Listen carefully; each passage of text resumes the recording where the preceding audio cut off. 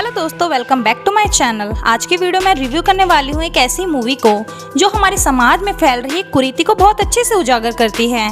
जैसे कहानी की शुरुआत में हम देखते हैं कि इस बच्चे का जन्म हो रहा है, लेकिन इसे इसके घर वाले दूध में डुबो के मार देते हैं क्योंकि ये एक लड़की है।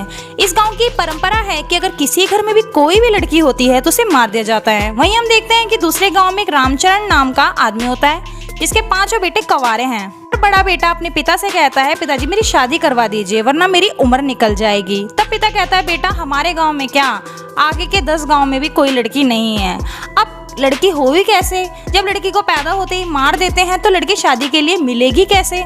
सही कहा ना दोस्तों। तो इस चक्कर में उसका बड़ा बेटा गुस्सा होकर अपने तीनों भाइयों के साथ अपने कमरे में चला जाता है, लेकिन उसका सबसे छोटा बेटा नहीं जाता जिसका नाम सूरज होता है, क्योंकि वो अपने पिता का बहुत ही आज्ञाकारी बच्चा होता है। वहीं हम देखते हैं कि उनके घर में एक रघु नाम का नौकर भी है जो नीची जाति का होता है। वहीं हम रात का दृश्य देखते हैं जहां सभी लोग छुपके से गांव के एक बंद कमरे में जाते हैं जहां टीवी होता है। आपको बता दूं, ये टीवी उनके लिए किसी सिनेमा हॉल से कम नहीं है, क्योंकि वहाँ ये सब ब्लू फिल्म देखते हैं और अपनी काम वासना को शांत करने का थोड़ा सा प्रयास करते हैं। और वहीं राकेश भी बैठा होता है जिसमें काम वासना इतनी ज़्यादा सवार हो जाती है कि वो अपनी काम वासना को उतारने के लिए जानवर पर ही चढ़ जाता है। और बेचारे वहाँ पर बैठे कुछ बुढ़े तो रोने ही लग जाते हैं, क्योंकि बेचारे किसी की भी शादी नहीं हुई होती। तो वो ये सब देख के सोचते हैं कि आखिर कब हमें मौका मिलेगा। अगले दिन हम देखते हैं कि राकेश एक स्कूल टीचर है जो अपने बच्चों को पढ़ा रहा होता है और उसका दोस्त पप्पू उसके पास दौड़ा दौड़ा आता है और कहता है कि मेरी तो शादी होने वाली है। तब राकेश बहुत ज़्यादा गुस्सा हो जाता है क्योंकि उसकी खुद की शादी तो हो ही नहीं रही होती। इस चक्कर में राकेश को बहुत गुस्सा आता है और वो अपने स्टूडेंट को बुलाता है और उसे बिना फालतू में ही मारता है। तब हम देखते हैं कि पप्पू की शादी हो रही होती है, लेकिन शादी होने ही वाली होती है कि एक लड़का पंडित के कान में आके पता नहीं वो क्या कहता है कि पंडित जी दुल्हन का जोड़ा हटाते हैं और देखते हैं कि यहाँ तो कुछ और ही घपला हो रखा है और दुल्हन के जोड़े में तो यहाँ लड़का बैठा हुआ है, जिसे देखकर पूरे गांव वाले हैरान हो जाते हैं। वहीं हम अगले दिन देखते हैं कि पंडित किसी काम से दूसरे गांव में जाता है और जब अंधेरा होने लगा तो वो गांव के ही एक किसी घर में रुक जाता है और नदी में अपना हाथ मुंह धोने लग जाता है। तभी उसे एक लड़की की गुनगुनाने की आवाज़ आती है और वो लड़की के पीछे पीछे भागता है और लड़की भी भागकर अपने घर के अंदर चली जाती है। तब पंडित उस लड़की के पिता, जिसका नाम प्रताप होता है, कहता है कि आप अपनी बेटी की शादी रामचरण के बड़े बेटे से करा दीजिए, इसके बदले आपको लाखों रुपए मिलेंगे। तब प्रताप ठहरा लालची और वो मान जाता है। और अगले दिन रामचरण अपने बेटे सूरज के साथ प्रताप के घर भी आ धमकता है।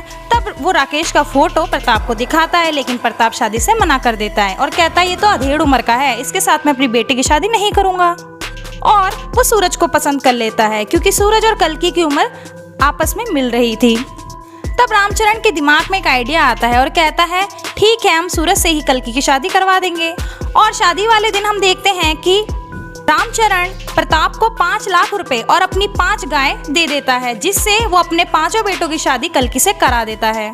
और सुहागरात वाले दिन सब सोचते हैं कि सबसे पहले हम सुहागरात मनाएंगे, लेकिन उन्हें क्या पता था कि उनके बाप के मन में ही हवस भावना जाग गई है और उनका बाप कहता है कि बेटो तुमने कभी मेरे बारे में तो सोचा ही नहीं, इसलिए सबसे पहले तो मैं ही जाऊंगा। फिर वो ठरकी बुढ़ा जाता है और कल्कि के साथ सुहागरात मना लेता है। जब कल्कि सुबह उठती है तो उसे पता चलता है कि उसके साथ उसका पति नहीं बल्कि उसका ससुर लेटा हुआ है। और ऐसे ही इन लोगों का कार्यक्रम शुरू हो जाता है और एक एक दिन करके ये एक एक करके बेचारी कल्कि के साथ दुष्कर्म करते ही जाते हैं। इन सब भाइयों ने मिलकर तो कल्कि को अपनी हवस पूरा करने का एक साधन ही बना दिया था, लेकिन जब सूरज की बारी आई तो उसने कल्कि को नहीं छुआ क्योंकि कल्कि बीमार थी।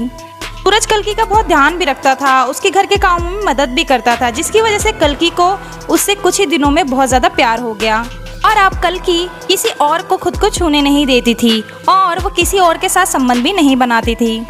अब ये सब देखकर सूरज के पिता और उसके भाई इतने बड़े जानवर हो गए कि उन्होंने सोचा कि इन सब का कारण तो सूरज ही है, क्यों ना इसको ख़त्म ही कर दिया जाए।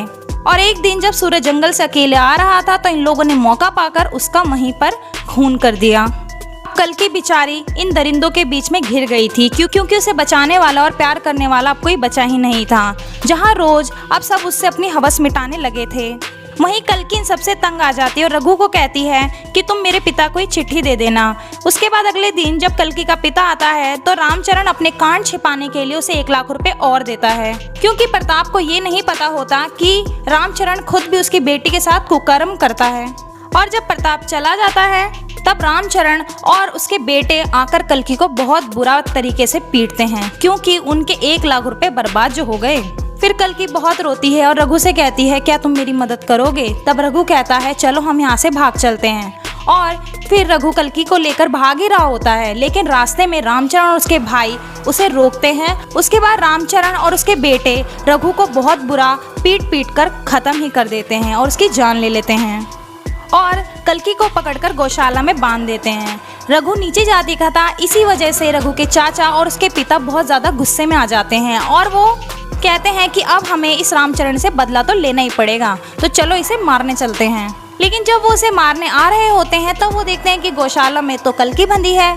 उसके बाद उन दोनों के मन में भी हवस जाग जाती है और वो कल्कि के साथ शोषण करने लग जाते हैं। और कुछ दिनों बाद हमें दिखाया जाता है कि कल्कि प्रेग्नेंट है। तब रामचरण कहता है कि ये तो मेरा बच्चा है, क्योंकि मैंने ही कल्कि के साथ सबसे पहले सुहागरात मनाई थी। और वहीं रघु का चाचा तो कुछ और ही प्लान बना रहा था, जो कहता है कि ये तो मेरा बच्चा है, क्योंकि कल्कि के साथ आखिरी समय में मैंने सुहागरात मनाई थी। फिर अगले सीन में दिखाते हैं कि रघु का चाचा कल्कि को लेने रामचरण के घर आता है और रामचरण गुस्से में अपनी सारी पिस्तौलें निकालकर इन लोगों पर चला देता है, जिसकी वजह से इन ऊंची जाति और नीची जाति वाले लोगों के बीच एक लड़ाई ही छिड़ जाती है। कुछ समय तक तो ये ऊंची जाति वाले नीची जाति वालों पर हावी रहते हैं, लेकिन एक समय ऐसा आता है कि नीची जाति वाले रामचरण के बेटों को पकड़ लेते हैं और उन्हें मार मार कर जिंदा खत्म कर देते हैं। वहीं रामचरण आग बबूला होकर कल्कि के पास जाता है और उस पर मिट्टी तेल छिड़क कर उसे मारने ही वाला होता है कि इतने में रामचरण का नया नौकर, जिसका नाम मनोज है, वो रामचरण को पीछे से चाकू घोंप कर मार देता है। और वहीं दूसरी ओर जो ये ऊंची जाति और नीची जाति के आदमी थे, ये भी आपस में लड़कर एक दूसरे की जान ले लेते हैं और इन सब लोगों के दुष्कर्मों का सिलसिला यहीं खत्म हो जाता है। वहीं हमें दिखाया जाता है कि कल्कि को एक लड़की पैदा होती है और जिसके बाद कल्कि उसे मारती नहीं, उसे पालती है और वो बहुत ज़्यादा खुश भी हो जाती है। तो दोस्तों कैसी लगी आपको ये कहानी जानकर हमें कमेंट करके ज़रूर बताइएगा, और कहानी पसंद आई हो तो हमारी वीडियो को एक लाइक ज़रूर कर दीजिएगा और चैनल पर नए हो तो इसे सब्सक्राइब भी कर दीजिए।